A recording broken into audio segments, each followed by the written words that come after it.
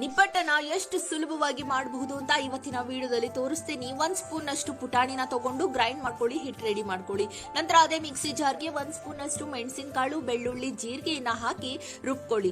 1 ಅವರ್ಗೂ ಮುಂಚೆ ಕಡಲೆಬೇಳೆನ ನೆನ್ಸಿಟ್ಕೊಳ್ಳಿ. 1 ಸ್ಪೂನ್ ಸಾಕು. ಅದನ್ನ ತರಿಯಾಗಿ ರುಬ್ಕೊಂಡು ಈ ಒಂದು ಮಿಶ್ರಣಕ್ಕೆ ಅಕ್ಕಿ ಹಿಟ್ಟು 1 ಬೌಲ್ ಅನ್ನ ತಗೊಂಡು ನೀವು ಮಾಡ್ಕೊಂಡಿರುವಂತಹ ಕಡಲೆ ಹಿಟ್ಟು ಅಂದ್ರೆ ಪುಟಾಣಿ ಹಿಟ್ಟು ಹಾಗೂ ರುಬ್ಕೊಂಡಂತ ಮಿಶ್ರಣ, 1/4 ಸ್ಪೂನ್ ಅಷ್ಟು ಖಾರದ ಪುಡಿ, ಇಂಗು, ಕರಿಬೇವು, ರುಚಿಗೆ ತಕ್ಕಷ್ಟು ಉಪ್ಪು ಇಷ್ಟನ್ನ ಹಾಕಿ ಕೈಯಲ್ಲಿ ಮಿಕ್ಸ್ ಮಾಡ್ಕೊಳ್ಳಿ. ಕಾದಿರುವಂತಹ 2 ಸ್ಪೂನ್ ಎಣ್ಣೆ ಅಥವಾ ತುಪ್ಪವನ್ನ ಹಾಕೋದ್ರಿಂದ ಒಳ್ಳೆ ಟೇಸ್ಟ್ ಬರುತ್ತೆ, ಕ್ರಿಸ್ಪಿಯಾಗಿ ಬರುತ್ತೆ. ಇದನ್ನ ನೀರ ಹಾಕಿ ಚೆನ್ನಾಗಿ ಹಿಟ್ಟಿನ ಹದಕ್ಕೆ ರೆಡಿ ಮಾಡಿಕೊಂಡು ರೋಲ್ ಆಗಿ ಅದನ್ನ ಕೈಯಲ್ಲಾದ್ರೂ ತಟ್ಕೊಳ್ಳಿ ಅಥವಾ ಯಾವ್ದಾದ್ರು ಒಂದು ಕಪ್ ನ ಸಹಾಯದಿಂದ ಫ್ಲಾಟ್ ಆಗಿ ರೆಡಿ ಮಾಡಿಕೊಂಡು ಕಾದಿರುವಂತಹ ಎಣ್ಣೆಯಲ್ಲಿ ಡೀಪ್ ಫ್ರೈ ಮಾಡ್ಕೊಳ್ಳಿ. ಮೀಡಿಯಂ ಫ್ಲೋ ನಲ್ಲಿ ಆ ಒಂದು ಕರಿಬೇಕಾಗಿರುತ್ತೆ ನಿಪ್ಪಟ್ಟನ್ನ.